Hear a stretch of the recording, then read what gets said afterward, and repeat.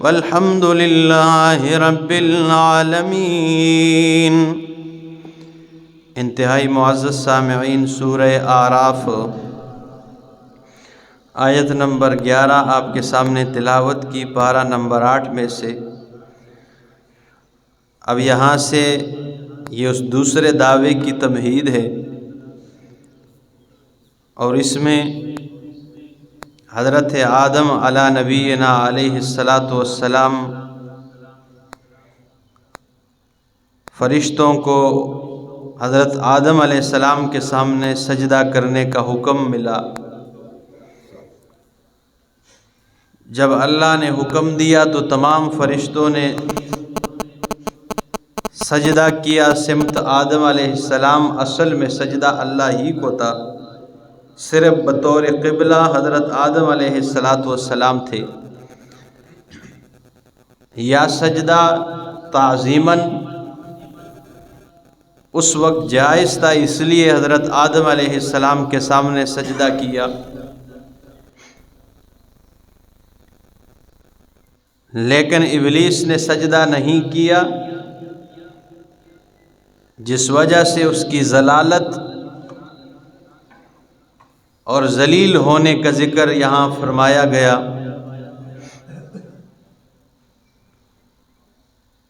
کہ اس نے اللہ رب العزت کے حکم کے سامنے عقل کو لڑانے کی کوشش کی تو وہ ذلیل ہو گیا۔ تو فرمایا وَلَقَدْ خَلَقْنَاكُمْ ثُمَّ صَوَّرْنَاكُمْ، اور البتہ تحقیق ہم نے تمہیں پیدا کیا ہے، ثُمَّ صَوَّرْنَاكُمْ، اور تمہیں صورتیں عطا کیے۔ یہ نہیں کہ پہلے پیدا کیا تو صورت نہیں تھی، آدھا دھڑ تھا، پھر اس کے بعد نہیں، یہ ثم جو ہے نا تراخی ذکر کے لیے۔ وَلَقَدْ خَلَقْنَاكُمْ، اور البتہ تحقیق ہم نے تمہیں پیدا کیا ہے، ثُمَّ صَوَّرْنَاكُمْ، اور تمہیں صورتیں دی ہے، خوبصورت بنایا۔ ثُمَّ قُلْنَا لِلْمَلَائِكَةِ اسْجُدُوا لِآدَمَ، اور پھر ہم نے ملائکہ سے کہا، فرشتوں سے، اسجدوا لآدم، آدم علیہ السلام کے سامنے سجدہ ریز ہو جاؤ، سجدتاً، ٹھیک ہے نا، تعظیمت، سجدہ تعظیم کا، ٹھیک ہے نا۔ تو فرمایا اسجدوا لآدم، آدم علیہ السلام کے سامنے سجدہ کرو۔ فسجدوا الا ابلیس، سب نے سجدہ کیا مگر ابلیس نے نہیں کیا۔ لم یکن من الساجدین، نہیں ہوا وہ سجدہ کرنے والوں میں، اس نے نہیں کیا۔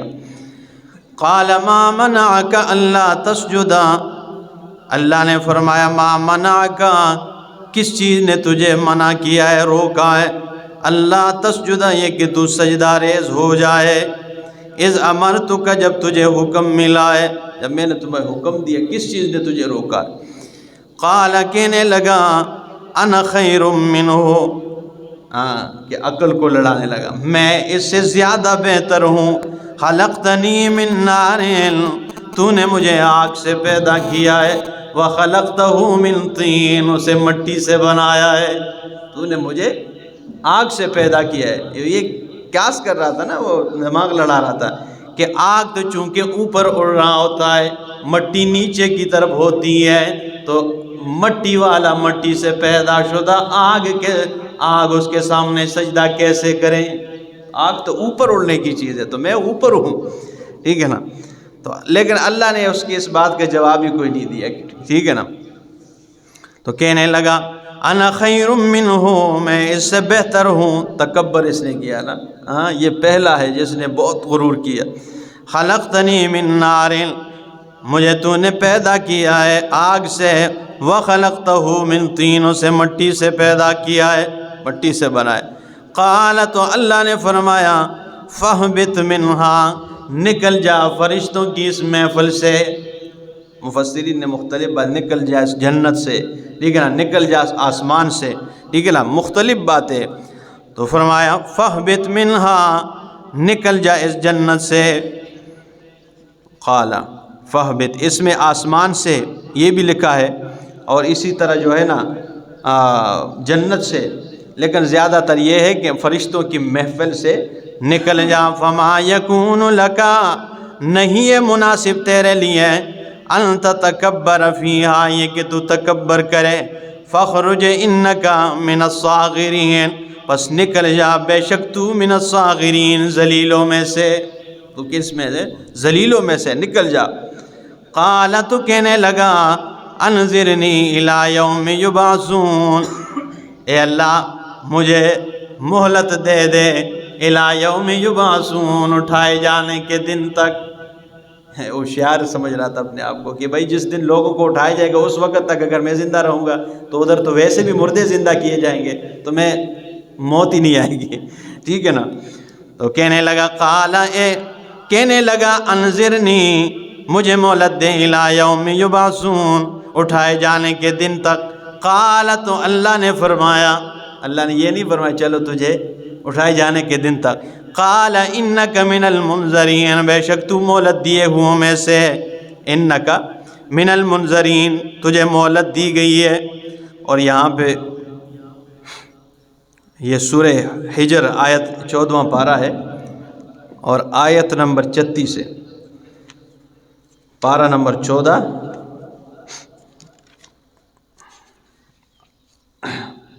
یہاں ہے۔ کہنے لگا، قال ربی، اے میرے ربا، فانذرنی الی یوم یبعثون، مجھے مہلت دے اٹھائے جانے کے دن تک۔ یہاں پر بھی بالکل وہی بات ہے۔ قال، تو اللہ نے فرمایا، فانک من المنذرین، بے شک تو مہلت دیے ہوئے میں سے، الی یوم الوقت المعلوم، ایک معلوم دن کے وقت تک تجھے میں نے مہلت دے دی ہے۔ یہ نہیں کہ اسی دن تک جدھر تو مانگ رہا ہے، الی یوم یبعثون، نہیں، وقت معلوم جو مجھے پتہ ہے، اللہ نے فرمایا میرے علم میں کب تک تجھے کیا ہے رکھنا ہے۔ تو فرمایا، قال فانک من المنذرین الی یوم الوقت المعلوم، ایک معلوم دن کے وقت تک میں نے تجھے مہلت دی ہے، معلوم دن ہے جو مجھے معلوم ہے، اللہ فرماتے ہیں۔ تو یہاں بھی یہ کیا مانگ رہا ہے؟ مہلت مانگ رہا ہے۔ فبما اغویتنی، اللہ نے فرمایا چلو تجھے مہلت دی ہے۔ یہ کہنے لگا، قال فبما اغویتنی، اللہ بسبب اس کے کہ تو نے مجھے گمراہ کیا ہے، تو نے میری زندگی خراب کر دی ہے، لَأَقْعُدَنَّ لَهُمْ صِرَاطَكَ الْمُسْتَقِيمَ، میں تیرے بندوں کے سیدھے راستے کے میں بیٹھا رہوں گا۔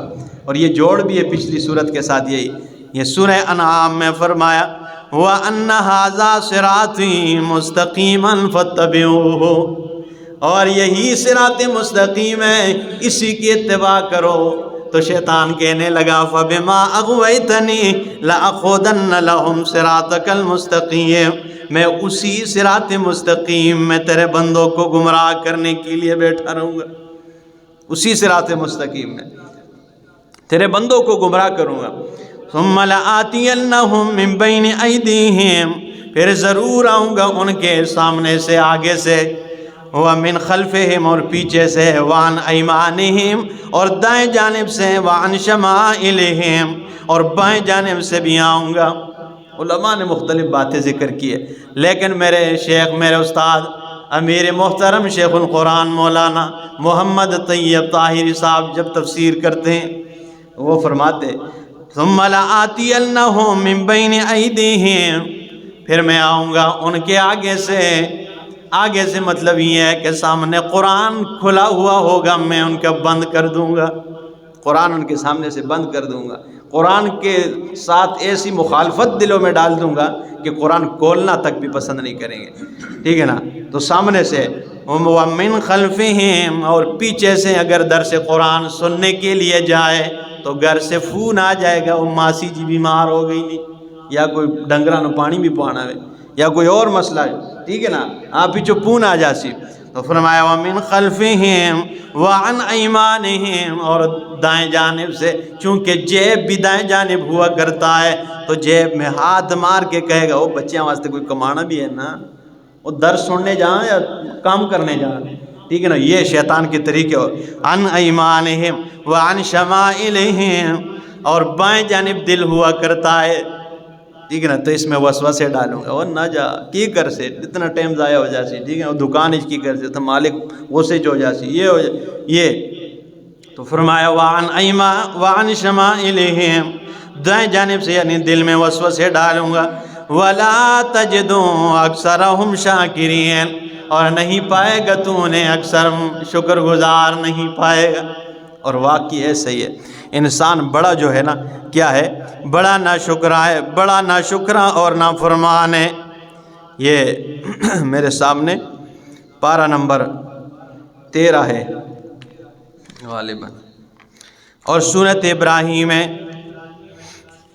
سورہ ابراہیم پارہ نمبر 13، بڑا ناشکر ہے۔ فرمایا اللہ الذی خلق السماوات والارض، بے شک اللہ وہ ذات ہے جس نے زمین و آسمان پیدا کی ہے، تفصیل نہیں کرتا ہوں۔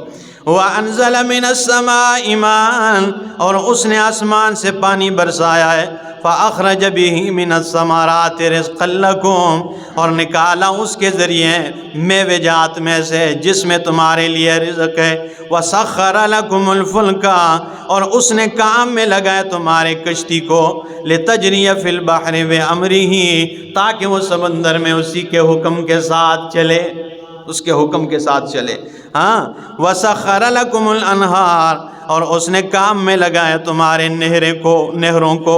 وَسَخَّرَ لَكُمُ الشَّمْسَ، اور تابع کر دیا اس نے تمہارے لیے سورج کو، یعنی کام میں لگایا۔ وَالْقَمَرَ، اور چاند کو، دائبین، ایک دستور پر۔ وَسَخَّرَ لَكُمُ اللَّيْلَ وَالنَّهَارَ، اور اس نے کام میں لگایا تمہارے رات کو اور دن کو۔ وَآتَاكُم مِّن كُلِّ مَا سَأَلْتُمُوهُ، اور پیچھے جو چیزوں کا ذکر کیا، آسمان پیدا کیا تم نے، مانگا کوئی نہیں، زمین مانگا کوئی نہیں پھر بھی اللہ نے بنا دی ہے، نہریں مانگی کوئی نہیں اللہ نے بہا دی ہے، یہ چیزیں مانگی نہیں تھی بغیر مانگے دے دیے۔ وَآتَاكُم مِّن كُلِّ مَا سَأَلْتُمُوهُ، اور اللہ نے تمہیں ہر اس چیز میں سے دیا ہے، ما سألتموه، جو تم نے اس سے مانگا ہے، بغیر مانگے بھی دیے اور جو مانگے اس میں سے بھی دیے۔ لیکن فرمایا وَإِن تَعُدُّوا نِعْمَةَ اللَّهِ، اگر تم اللہ کی نعمتوں کو شمار کرنا چاہو، لَا تُحْصُوهَا، تم اللہ کی نعمتوں کو شمار نہیں کر سکتے۔ إِنَّ الْإِنسَانَ لَظَلُومٌ كَفَّارٌ، بے شک انسان لَظَلُومٌ، بڑا ظالم ہے، کفار، ناشکرا ہے، بڑا ناشکرا ہے۔ اور آخری پارے میں اللہ فرماتے ہیں وَالْعَادِيَاتِ ضَبْحًا فَالْمُورِيَاتِ قَدْحًا فَالْمُغِيرَاتِ صُبْحًا۔ وَالْعَادِيَاتِ ضَبْحًا، قسم ہے ان گھوڑوں کی جو ہپ ہپ کی آواز نکالتی ہے۔ فَالْمُورِيَاتِ قَدْحًا، قسم ہے ان گھوڑوں کی جو چنگاریاں اڑاتی ہیں ٹاپ مار کر۔ فَالْمُغِيرَاتِ صُبْحًا، قسم ہے ان گھوڑوں کی جو صبح کے وقت غارت گری کرنے والی ہے۔ فَأَثَرْنَ بِهِ نَقْعًا، اور چلنے سے گرد و غبار اڑاتی ہے۔ فَوَسَطْنَ بِهِ جَمْعًا، قسم ہے ان گھوڑوں کی جو دشمن کے صف میں گھس جانے والی ہے۔ إِنَّ الْإِنسَانَ لِرَبِّهِ لَكَنُودٌ، باقی علماء فرماتے ہیں قسم ہے، لیکن میرے شیخ فرماتے ہیں یہاں قسم نہیں اٹھائی جا رہی ہے بلکہ یہاں گھوڑوں کی 5 حالتوں کو بطور گواہ پیش کیا جا رہا ہے۔ تو وہ معنی کرتے گواہ گھوڑوں کی یہ 5 حالتیں، ان الانسان لربہ لکنود، کہ بے شک انسان اپنے رب کا بڑا ناشکرا اور نافرمان ہے۔ اور باقی مخلوقات میں گھوڑوں کی قسم کیوں اٹھائی ہے، انہی کی حالتوں کو گواہ کیوں بنایا ہے؟ اس لیے بنایا کہ اللہ فرماتے ہیں انسانا، تو نے ایک جانور پالا ہے جس کا نام گھوڑا ہے، اس کو تو نے پیدا بھی نہیں کیا ہے، تو مالک حقیقی کوئی نہیں ہے، 2 وقت کا چارہ تو نے ڈال دیا ہے، 2 وقت کا چارہ یا ڈالا ٹائم پہ یا نہیں ڈالا، اور وہ تیرے لیے دشمن کے صف میں گھستا ہے، چنگاریاں اڑاتا ہے، یہ پرواہ نہیں کرتا کہ آگے تلواریں، یہ پرواہ نہیں کرتا کہ خنجریں، یہ پرواہ نہیں کرتا بارود پڑے ہوئے ہیں، اپنی جان کی پرواہ کیے بغیر تیرے لیے دشمن کے صف میں گھس جاتا ہے، وہ تیری نافرمانی نہیں کرتا۔ اے انسانا، تجھے میں نے پیدا کیا ہے، تجھے عقل دی ہے، شعور دیا ہے، تجھے اتنا حسن دے دیا ہے، لیکن تو پھر بھی اپنے مالک حقیقی کا ناشکرا اور نافرمان بنا ہوا ہے۔ تو انسان کیا ہے؟ یہ شیطان نے کہا تھا، اس لیے تو اللہ نے فرمایا اعملوا آل داؤد شکرا وقلیل من عبادی الشکور، اے آل داؤد شکر بجا لاؤ، میرے بندوں میں شکر گزار بہت تھوڑے ہیں۔ ایک صحابی رسول نے دعا مانگی نا کہ اللہ مجھے اپنے تھوڑے بندوں میں شامل فرما دے۔ دوسرے نے پوچھا یہ کیا کہہ رہے تھوڑے بندوں میں؟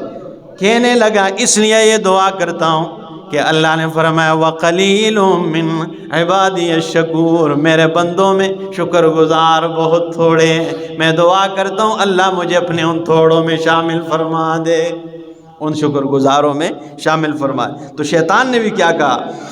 اللہ اکبر، کہا ان کو میں گمراہ کروں گا، ان کے راستے میں بیٹھوں گا، آگے سے پیچھے سے دائیں جانب سے بائیں سے، وَلَا تَجِدُ أَكْثَرَهُمْ شَاكِرِينَ، اور نہیں پائے گا اکثر تو ان کے شاکرین شکر گزار۔ قال، اللہ نے فرمایا اخرج منها، نکل جا یہاں سے، مذعوماً، مذعوماً بدحال نکل جا، مدحورا دتکارا ہوا، لمن تبعک منہم، ان میں سے جنہوں نے تیری اتباع کی، لَأَمْلَأَنَّ جَهَنَّمَ مِنْكُمْ أَجْمَعِينَ، میں تم سب کے سب سے جہنم کو بھر دوں گا۔ جنہوں نے بھی تیری اتباع کی نا، تیری بات مانی، تو تم سے بھی اور ان سب سے کیا کر دوں گا؟ جہنم کو پر کر دوں گا۔ اللہ پاک قرآن کی سمجھ عطا فرمائے اور عمل کی توفیق نصیب فرمائے۔ العالمین، انتہائی معزز سامعین، سورہ اعراف آیت نمبر 19 آپ کے سامنے تلاوت کی، پارہ نمبر 8 میں سے شیطان نے جب سجدہ نہیں کیا اور اللہ کا حکم اور امر نہیں مانا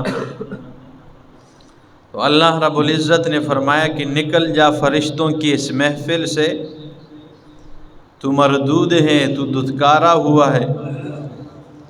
تو اس نے اللہ رب العزت سے مہلت مانگی اور اللہ رب العزت نے فرمایا چلو تجھے مہلت دے دیا ایک وقت معلوم دن تک۔ تو اس نے وعدہ کیا کہ میں تیرے بندوں کو گمراہ کروں گا اور ہر راستے میں، ہر صراط مستقیم میں ان کے لیے بیٹا رہوں گا، اور ہر طرف سے ان کے آگے پیچھے دائیں بائیں ہر جانب سے انہیں گمراہ کرنے کی کوشش کروں گا۔ یہ اس کی کوشش تو تھی۔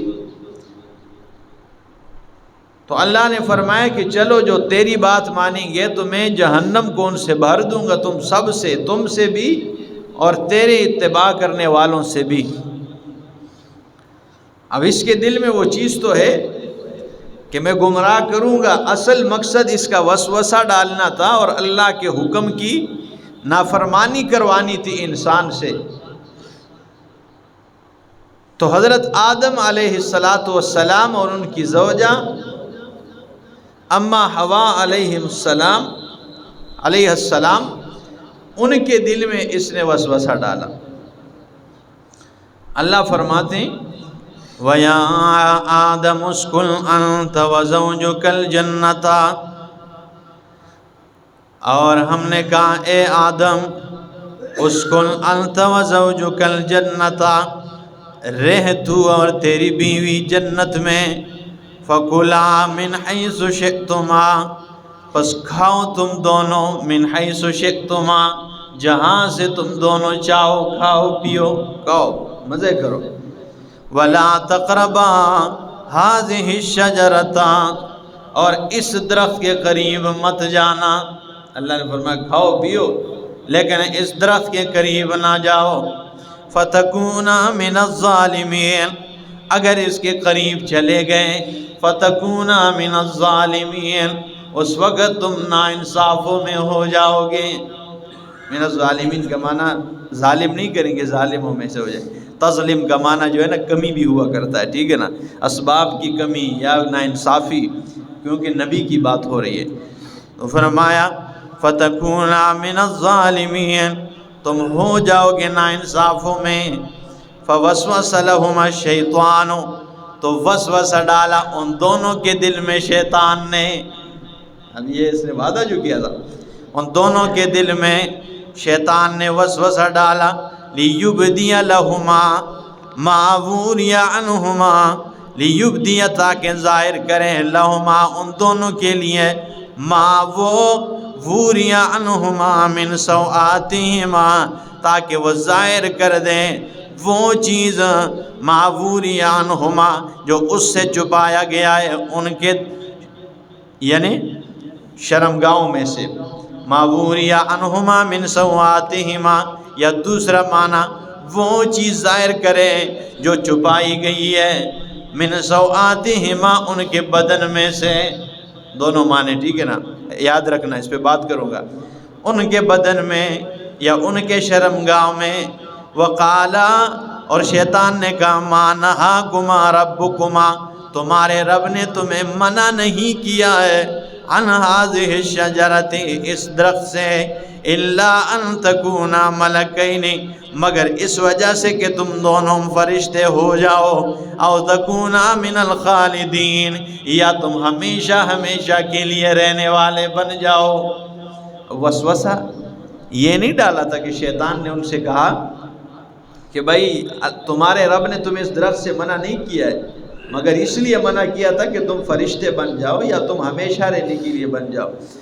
وسوسہ دل میں یہ ڈالا کہ حضرت آدم علیہ السلام اور اماں حوا علیہ السلام ان کے دل میں یہ بات آئی کہ یہ پہلے وقت میں اللہ نے منع کیا تھا کہ اس وقت برداشت نہیں تھی، اور اب ہم یہاں پر رہ چکے ہیں، وقت گزر چکا ہے، تو اب یہ ہمارے لیے کوئی منع نہیں ہے۔ یہ وسوسہ آ گیا دل میں کہ شاید یہ پہلے وقت میں ہمارے لیے یہ منع کیا گیا تھا، اب وقت گزر چکا ہے، ہم سب چیزوں کو جان چکے ہیں، تو اس لیے اب اس کے کھانے میں کوئی حرج نہیں ہے۔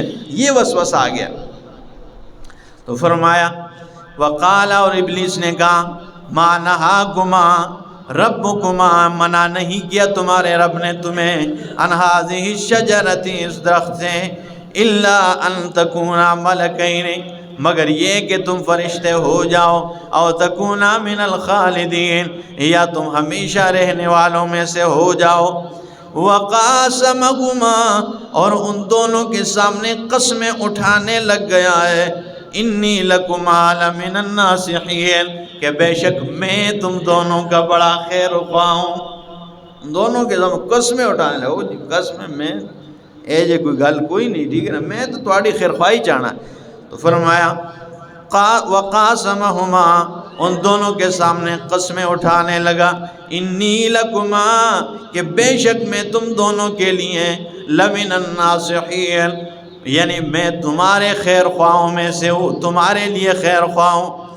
فدلاہما بغرور پس کھینچ لیا ان دونوں کو بغرور دھوکے کے ساتھ، فلما ذاق الشجرۃ پس جب ان دونوں نے وہ درخت چکھ لیا، بدت لہما سوآتہما تو ظاہر ہو گیا ان کے لیے سوآتہما ان کے شرمگاہ، وطفقا یخصفان علیہما من ورق الجنہ اور شروع ہو گئے وہ ڈانپنے لگے ہیں اپنے اوپر من ورق الجنہ جنت کے پتے۔ دوسرا معنی، ایک معنی یہ ہو گیا، دوسرا معنی فدلاہما بغرور کھینچا ان دونوں کو دھوکے کے ساتھ، فلما ذاق الشجرۃ پس جب چکا ان دونوں نے درخت کو، بدت لہما سوآتہما تو ان کے لیے ظاہر ہو گیا سوآتہما ان کے بدن، ظاہر ہو گئے ان کے لیے ان کے بدن۔ پہلا معنی کیا کیا تھا؟ ان کے شرمگاہ، دوسرا معنی ظاہر ہو گئے ان کے لیے ان کے بدن۔ وَاتَّفِقَا یخصفان علیہما من ورق الجنہ اور شروع ہو گئے وہ ڈانپنے لگے من ورق الجنہ جنت کے پتوں کو۔ اب کہیں گے یہ دونوں معنی کس نے کیے؟ ایک جو معنی ظاہر ہو گئے ان کے لیے شرمگاہ، یہ عام مفسرین نے کیے، یہ معنی آپ کو تفاسیر میں ملے گے، لیکن میرے استاد شیخ القرآن مولانا محمد طاہر طیب طاہری صاحب اور ان کے والد شیخ القرآن مولانا امام محمد طاہر پنجپیری رحمہ اللہ وہ فرماتے ہیں بدت لہما سوآتہما ان کے لیے ظاہر ہو گئے ان کے بدن. یہاں شرمگاہ مانا نہیں کرتے ہیں. کیوں؟ وہ جب بھی کوئی مانا کرتے ہیں نا وہ مضبوط دلیل ہوتی ہے ان کے پاس، بہت بہترین. وہ فرماتے ہیں کہ اللہ رب العالمین نے کل عام قرآن کریم سورہ طٰہٰ میں فرما دیا ہے. کل عام اللہ نے سورہ طٰہٰ میرے سامنے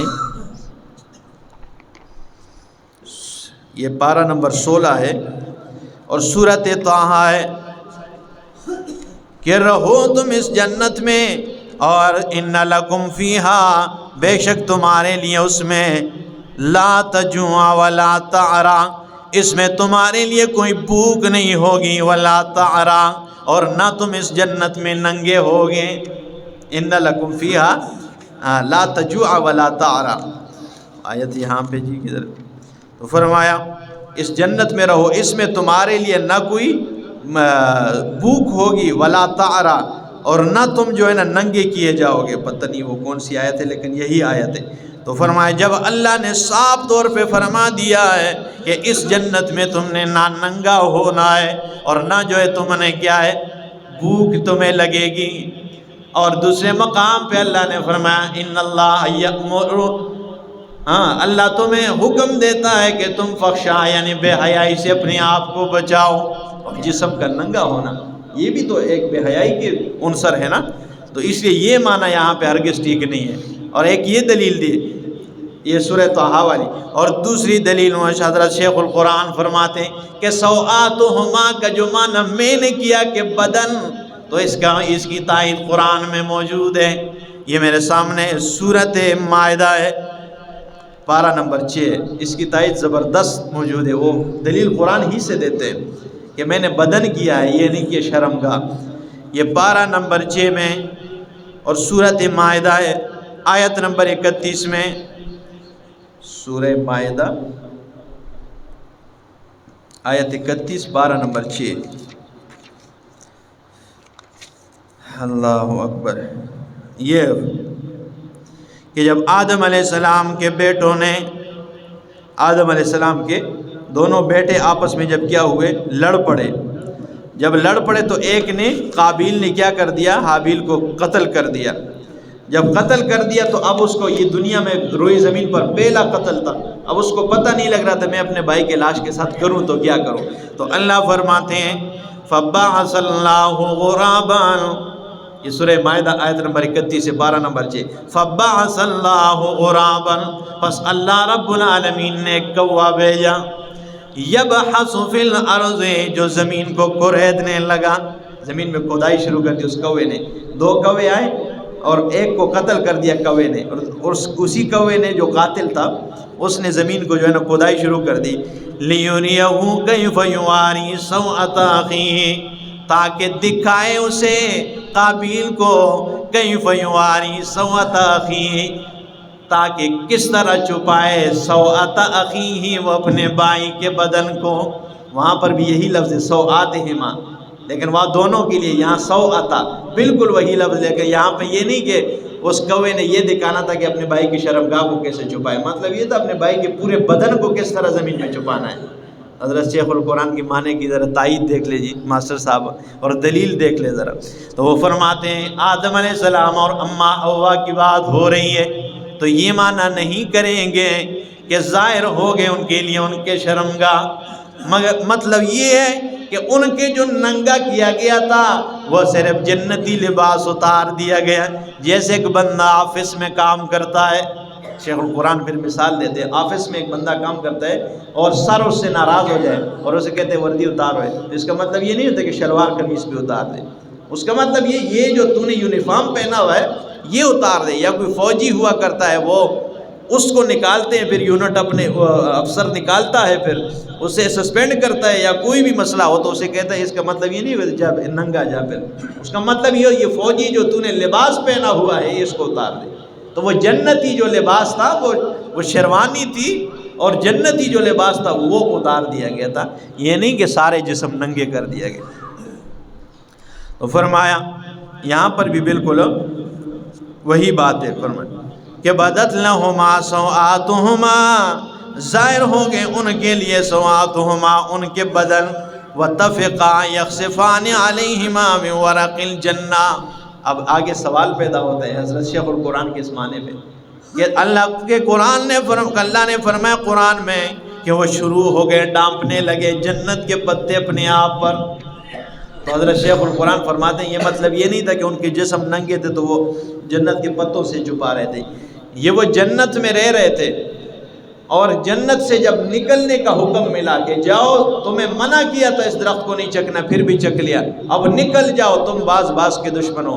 تو جیسے ایک بندہ ایک علاقے میں جائے اور ادھر سے نکلتا ہے، میرے علاقے میں جائیں یا کسی اور کے علاقے میں جائیں، خوبصورت علاقہ ہو تو وہاں کی کوئی یاداشت کے طور پہ آپ مری گئے ہیں نا، تو کوئی اس طرح چیز ملے تو بندہ کہتا ہے چلو یہ مری سے لے کے آیا ہوں، ٹھیک ہے نا، کوئی خوبصورت پل ملے وہاں پہ عجیب یا کوئی اور چیز تو بندے کی یہ چاہت ہوتی ہے، یا بندے خود کہہ دیتے یہ ہمارے علاقے کی سوغات ہے، یہ آپ ساتھ لے کے جائیں، یہ ہوتا ہے یار۔ تو وہ جنت سے نکل رہے تھے، انہوں نے کہا پتہ نہیں پھر کب آئیں گے، جنت کے ان پتوں کو تو ساتھ لے کے جائیں، ٹھیک ہے نا۔ تو فرمایا بدت لہما سواتہما، ظاہر ہو گئے ان کے لیے ان کے بدن، وَتَفِقَا یخصفان علیہما من ورق الجنہ، اور شروع ہو گئے وہ ڈانپنے لگے، اکٹھا کرنے لگے جنت کے پتوں کو، وَنَادَاهُمَا رَبُّهُمَا، اور آواز دی ان کو ان دونوں کو ان کے رب نے، أَلَمْ أَنْهَكُمَا عَنْ تِلْكُمَا الشَّجَرَةِ، آیا تمہیں نہیں منع کیا تھا اس درخت سے، وَأَقُلْ لَكُمَا، اور تمہیں کہا تھا، إِنَّ الشَّيْطَانَ، بے شک شیطان، لَكُمَا عَدُوٌّ مُّبِينٌ، تم دونوں کا کھلا دشمن ہے۔ قالا، تو دونوں نے کہا، ربنا، اے ہمارے ربا، ظلمنا انفسنا وَإِن لَّمْ تَغْفِرْ لَنَا، دونوں نے سمجھ گئے نا، ایک دم کہنے لگے اے ہمارے ربا، ظلمنا انفسنا وَإِن لَّمْ تَغْفِرْ لَنَا، ہم نے اپنے آپ پر ظلم زیادتی کر دی ہے، وَإِن لَّمْ تَغْفِرْ لَنَا، اگر تو نے ہماری بخشش نہیں کیا، وَتَرْحَمْنَا، اور ہم پہ جو ہے رحم نہیں کیا، لَنَكُونَنَّ مِنَ الْخَاسِرِينَ، ہم نقصان والوں میں سے ہو جائیں گے۔ ایک دم سمجھ آ گئی بھئی بات تو، کام تو غلط ہو گیا، تو پھر دعا کرنے لگے۔ لیکن نبی پہلا نبی ہے حضرت آدم علیہ السلام کے، اور ان کی دعا میں بھی کوئی وسیلہ آپ کو نظر نہیں ہے، ربنا ڈائریکٹ دونوں کہنے لگے، ربنا، اے ہمارے ربا، ظلمنا انفسنا وَإِن لَّمْ تَغْفِرْ لَنَا وَتَرْحَمْنَا لَنَكُونَنَّ مِنَ الْخَاسِرِينَ۔ قَالَ اهْبِطُوا بَعْضُكُمْ لِبَعْضٍ عَدُوٌّ، اللہ نے فرمایا اترو، بعض تمہارے بعض کے دشمن ہے، وَلَكُمْ فِي الْأَرْضِ، اور تمہارے لیے زمین میں مستقرٌ، ٹھکانہ ہے، وَمَتَاعٌ إِلَىٰ حِينٍ، اور ایک وقت مقرر تک تمہارے لیے فائدہ ہے۔ قَالَ فِيهَا، اور اللہ نے فرمایا اس زمین میں، تحیونا، تم زندہ رہو گے، وَفِيهَا تَمُوتُونَ، اور اسی میں تم مرو گے، وَمِنْهَا تُخْرَجُونَ، اور اسی زمین سے قیامت والے دن اٹھائے جاؤ گے۔ جو مردوں کے زندہ ہونے کے قائل بن جاتے ہیں کہ موت کے بعد روح پھر واپس آ جاتی ہے، اس کے بیچ میں ذکر ہی کوئی نہیں ہے کہ اس میں تم زندہ رہو گے جس طرح ہم زندہ ہیں۔ فِيهَا تَمُوتُونَ، اس میں موت آ جائے گی، اس کے بعد نہیں کہ قبر میں پھر زندہ ہو جاؤ گے، پھر اس کے بعد مر جاؤ گے، پھر نہیں، اس کے بعد قیامت والے دن کے اٹھائے جانے کا ذکر ہے۔ کسی جگہ میں بھی ان کی دلیل آپ کو نہیں ملے گی۔ تو فرمایا قال فِيهَا تَحْيَوْنَ، اسی زمین میں تم زندہ رہو گے، وَفِيهَا تَمُوتُونَ، اور اسی میں تم پر وفات آئے گی، وَمِنْهَا تُخْرَجُونَ، اور اسی زمین سے تمہیں قیامت والے دن اٹھایا جائے گا۔ اللہ پاک قرآن کی سمجھ عطا فرمائے، عمل کی توفیق عطا فرمائے۔